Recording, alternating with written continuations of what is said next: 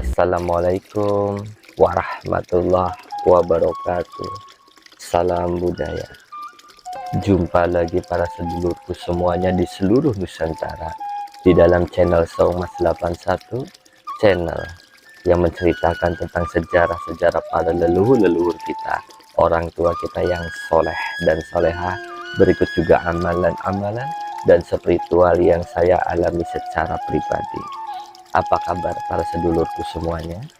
Mugi-mugi diparingi sehat waluyajati kelawan rahmat lan hidayah saking kersane pun Gusti Allah subhanallah wa ta'ala. Amin amin ya robbal alamin. Izinkan para sedulur di kesempatan malam hari ini, saat ini dan sekarang, kami ingin menceritakan tentang Sunan Geseng. Sebelum kami ini menceritakan tentang beliau, Sunan Geseng atau sering pula disebut dengan Eyang Cakrajaya adalah murid dari Sunan Kanjeng Kalijogo. Ia adalah keturunan Imam Jafar Asy-Syadiq dengan nasab Sunan Geseng bin Husain bin Al-Wahdi bin Hasan bin Askar bin Muhammad bin Husain bin Askib bin Muhammad Wahid bin Hasan bin Asir bin Al bin Ahmad bin Mosril bin Zazar bin Musa bin Haz bin Ja'far As-Sadiq bin Muhammad Al-Bakir bin Ali Zainal Abidin Al-Madani bin Al-Husain bin Al-Imam Ali. Itu nasab beliau. Saya dapat dari Babat Jalasutra. Eyang Cakrajaya juga adalah murid dari Sunan Panggung atau Raden Watiswara, cucu Raden Brawijaya kelima yang dimakamkan di Dusun Kuta, Desa Jatirejo, Kecamatan Lendah, Kulon Progo. Makamnya terletak di pinggir Sungai Progo. Beberapa orang menganggap antara Ki Cakrajaya dan Sunan Panggung adalah orang yang sama. Mari kita saksikan videonya tentang perjalanan Sunan Geseng ketika berguru kepada Kanjeng Sunan Kalijogo. Bismillahirrahmanirrahim. Di pertapaan Pulau Upih, Kanjeng Sunan Kalijaga sedang menemui tamu. Ia adalah Adipati Natapraja dengan ketiga pengiringnya yang sedang berkelana mengumpulkan bala bantuan para mukmin. Sunan Kalijaga berkata, "Apakah maksud kedatanganmu, anakku?" Sebelum hamba mengatakannya, tuanku tentu telah maklum, jawab Adipati Natapraja. Sunan Kalijaga kembali berkata, "Benar anakku, kamu ingin minta hak warisanmu, tetapi sebenarnya masih belum waktunya. Lailatul Qadar telah pindah ke Majapahit, tetapi belumlah jatuh kepadamu. Aku mempunyai keris pusaka kerajaan bernama Kiai Sangkelat. Kalau Kiai Sangkelat betah tinggal bersamamu selama 1 tahun, itu tandanya kaulah yang akan menguasai Pulau Jawa. Terimalah." Sunan Kalijaga menyerahkan pusaka Kiai Sangkelat kepada Adipati Natapraja yang menerimanya dengan hati yang gembira dan berkata, "Terima kasih tuanku. Teruskanlah perjalananmu ke Palembang. Kunjungi ibumu dan ayahmu. Mintalah senjata. Juga mampirlah ke Cirebon. Mintalah syarat-syarat kepada Pangeran Madang, sebab dia banyak akalnya." Adipati Natapraja menyanggupi, mohon diri lalu berangkat. Kanjeng Sunan Kalijaga juga tidak tinggal diam. Ia ingat akan muridnya yang sedang disuruhnya bertapa setahun yang lalu. Dibawanya serta beberapa orang sahabat ke tempat itu, ke tanah Bagelan. Ki Cakrajaya sebelum bertemu dengan Kanjeng Sunan Kalijaga, pekerjaannya hanyalah menyadap kelapa, tetapi ia hanya mengerjakan sebatang pohon saja. Hasilnya dimakan bersama-sama istrinya yang bernama Rupiah dan anaknya yang bernama Jaka Bedung. Tak ada yang dapat dimakannya selain itu. Sehabis bekerja, ia hanya tidur-tiduran saja sambil bernyanyi-nyanyi. Hatinya penuh dengan penerima, walaupun hanya sedikit sekali yang dimakannya. Tubuhnya tidak pernah sakit dan tidak kurus.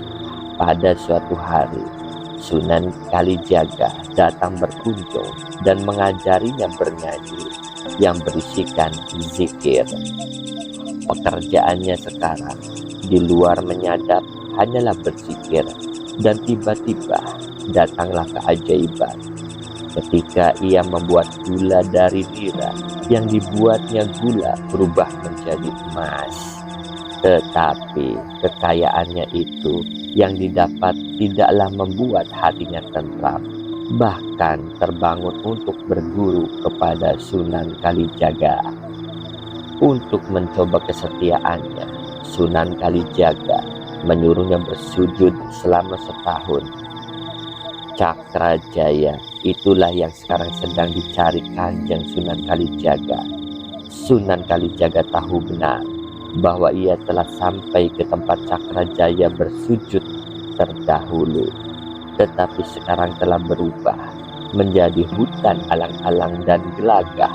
Disuruhnya murid dan sahabat-sahabatnya memotong segala gelagah dan alang-alang itu, tetapi Cakrajaya tidak ketemu. Kemudian Sunan Kalijaga menyuruh bakar alang-alang dan gelagah itu. Dalam waktu yang singkat, hutan itu telah menjadi abu, dan di tengah-tengah segala yang hitam itu, Sunan Kalijaga mendapatkan muridnya masih bersujud, tetapi pakaiannya telah habis menjadi abu. Sunan Kalijaga berkata, "Cakrajaya, bangunlah." Ki Cakrajaya bangun dan menyembah kepada Sunan Kalijaga. Sunan Kalijaga sangat kasih akan muridnya yang setia itu. Oleh karena itu ia berkata, "Mulai hari ini namamu adalah Sunan Geseng, karena tubuhmu telah hangus di dalam api alang-alang dan gelagah. Pergilah ke loamu dan dirikanlah jemaah di sana. Tiap-tiap hari Jumat bersembahyanglah ke Masjid Demak, karena kalau kau pergi ke Demak, seakan-akan sama saja dengan pergi haji ke Mekah. Jaka Bedung hendaklah menggantikanmu di sini, bernama Cakrajaya. Sekarang pergilah." Cakrajaya menyembah lalu pergi pulang ke anak istrinya yang ditinggalkan setahun yang lalu. Sampai di rumah, diceritakan segala pengalaman dalam berguru kepada Kanjeng Sunan Kalijaga itu. Lalu ia berkata, "Jaka Bedung, tinggallah di sini dan pakailah namaku Cakrajaya. Istriku, bertanaklah nasi. Sekarang aku merasa lapar. Aku akan pergi menangkap ikan ke kali." Pergilah Cakrajaya ke kali untuk memancing. Jaka Bedung diam-diam mengikuti ayahnya, dan diintipnya segala kelakuan ayahnya dari celah-celah daun-daunan. Ayahnya terkejut, lalu berkata, "Kamu ini seperti kera saja, mengintip ayahnya saja naik pohon." Karena kata-kata ayahnya itu, Jaka Bedung berubah menjadi kera, lalu diberi nama Bedes Nilas Raba. Ia disuruh bertapa di tempat itu agar lekas mendapat ampunan dari Allah Subhanahu wa Ta'ala. Pangeran Geseng berangkat ke Loanu dengan istrinya. Setelah beberapa lama di situ, perkampungannya dan jamaahnya menjadi makin besar. Akhirnya menjadi kota. Wallahu a'lam bishawab. Baik para sedulur, sudah kita saksikan bersama tadi video perjalanan tentang Sunan Geseng. Sunan Geseng memiliki banyak makam dan petilasan para sedulur. Kenapa seperti ini? Tidak hanya beliau saja, para wali yang lain juga tidak hanya di satu daerah, makam atau petilasannya ada di daerah-daerah lain, agar anak putu merasa memiliki beliau. Dimanapun di daerah itu ada makam atau makomnya beliau, milikilah beliau, jadilah dirinya, dalam arti tutur katanya, perilakunya, dakwahnya. Jadi tidak hanya dimiliki bahwa ini yang asli, itu yang asli, atau seperti gimana, enggak seperti itu. Bahwa beliau milik kita bersama. Asik kalau pemikirannya kayak begitu ya para sedulur. Amin.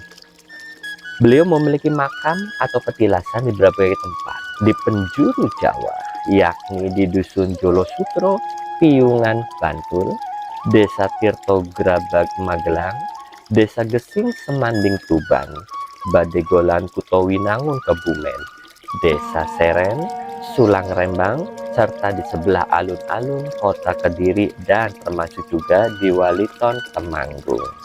Itu saja para sedulur yang bisa kita berikan di kesempatan malam hari ini, saat ini dan sekarang. Mudah-mudahan menambah hasanah dalam sejarah kita bagi para leluhur-leluhur kita. Itu saja para sedulur, Kula pamit.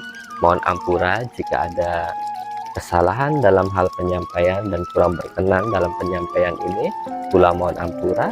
Mugi-mugi para sedulur-sedulur semua diberikan selalu kebaikan, baik di dunia maupun di akhirat. Bagi yang belum subscribe, silakan subscribe, bantu channel ini. Dan bagi yang sudah, saya ucapkan terima kasih banyak. Kula pamit. Assalamualaikum warahmatullahi wabarakatuh. Salam budaya.